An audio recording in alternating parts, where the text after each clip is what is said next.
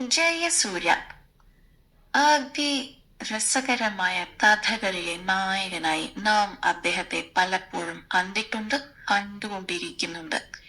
എന്നാൽ ഇന്നിപ്പോൾ അദ്ദേഹം അഭിനയിച്ചുകൊണ്ടിരിക്കുന്നത്, അതിനെ അഭിനയം എന്ന് പറയാൻ പറ്റില്ല, ജീവിച്ചുകൊണ്ടിരിക്കുന്നത് യഥാർത്ഥ ജീവിതത്തിലെ സങ്കീർണമായ ഒരു പ്ലോട്ടിലാണ്.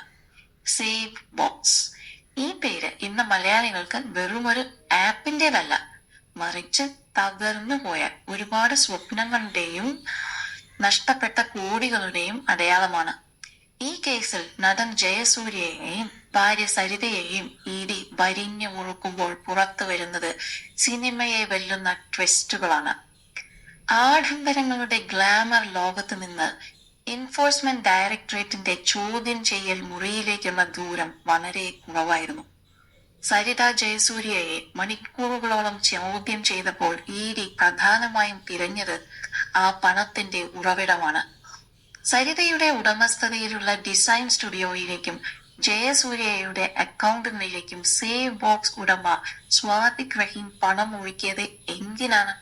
വെറുമൊരു പരസ്യത്തിന്റെ പ്രതിഫലം മാത്രമാണോ ഇത്? അതോ ഇതിനു പിന്നിൽ വലിയ ഒരു ബിസിനസ് കൂട്ടുകെട്ടുണ്ടോ?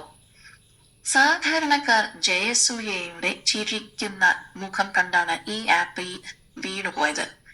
ഐഫോണും ഗാഡ്ജറ്റുകളും വിലയേനത്തിലൂടെ കുറഞ്ഞ വിലയ്ക്ക് ₹1 വരെ കിട്ടുമെന്ന് കരുതിയവർക്ക് ഒടുവിൽ ലഭിച്ചത് വലിയ ഒരു വട്ടപൂജ്യമായിരുന്നു. തങ്ങളുടെ പ്രിയപ്പെട്ട താരം പ്രൊമോട്ട് ചെയ്യുന്ന ഒന്നിനെ കണ്ണടച്ച് വിശ്വസിച്ച പാവങ്ങളുടെ പണം എവിടെ പോയി? സ്വാതിക് റഹീം നടത്തിയ ഈ കോടികളുടെ തട്ടിപ്പിൽ ജയസൂര്യയും ഭാര്യയും അറിയാതെ പങ്കാളികളായതാണോ എന്നാണ് കേരളം ഇപ്പോൾ ഉന്നയിക്കുന്ന ചോദ്യം. അന്വേഷണം ഇപ്പോൾ മാസങ്ങൾ പിന്നിടുമ്പോഴും എൻഫോഴ്സ്മെന്റ് ഡയറക്ടറേറ്റ് വിട്ടുവീഴ്ചയ്ക്ക് തീരെ തയ്യാറല്ല. ജയസൂര്യയുടെയും സരിതയുടെയും പേരിലുള്ള 39 ലക്ഷത്തിലധികം രൂപയുടെ സ്വത്തുക്കൾ മരവിച്ച നടപടി വെറുമൊരു തുടക്കം മാത്രമാണ്. കുറ്റകൃത്യത്തിലൂടെ സമ്പാദിച്ച പണം എന്നാണ് ഇഡി ഇതിനെ വിശേഷിപ്പിക്കുന്നത്. ഇത് കേവലം ഒരു പരസ്യ കരാറിന്റെ ലംഘനമല്ല, മറിച്ച് ഗൗരവകരമായ ഒരു സാമ്പത്തിക കുറ്റകൃത്യത്തിന്റെ നിഴലിലാണ് ഇപ്പോൾ ഈ പ്രശസ്ത താരകുടുംബം നിൽക്കുന്നത്. ജയസൂര്യയുടെ കരിയറിലെ ഏറ്റവും കടുത്ത പരീക്ഷണ ഘട്ടത്തിലൂടെയാണ് ഇപ്പോൾ അദ്ദേഹം കടന്നുപോകുന്നത്.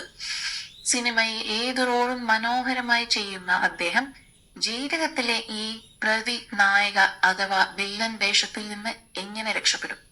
ഭാര്യ സരിതയും ഒപ്പം കുരുക്കിലായതോടെ ഈ പോരാട്ടം വ്യക്തിപരവും വൈകാരികവുമാകുന്നു. നിയമം അതിന്റെ വഴിക്ക് നീങ്ങുമ്പോൾ ജയസൂര്യ എന്ന കലാകാരനെ വിശ്വസിച്ച ആരാധകർക്ക് മുന്നിൽ അദ്ദേഹത്തിന് എന്ത് മറുപടിയാണ് ഉണ്ടാവുക? സത്യങ്ങൾ ഇപ്പോൾ ഒന്നൊന്നായി പുറത്തു വന്നുകൊണ്ടിരിക്കുകയാണ്. ജയസൂര്യയും സരിതയും നിരപരാധികളാണോ, അതോ നിയമത്തിന്റെ കടുത്ത നടപടികൾ ഇനിയും ഉണ്ടാകുമോ? വരും ദിവസങ്ങളിൽ ഈ കേസ് കേരളത്തിലെ കൂടുതൽ ഞെട്ടിക്കുമെന്ന കാര്യം ഉറപ്പാണ്. ഇതിനെപ്പറ്റി കൂടുതൽ സെലിബ്രിറ്റി വാർത്തകളായി ഈ ചാനൽ ഫോളോ ചെയ്തുകൊണ്ടിരിക്കുക.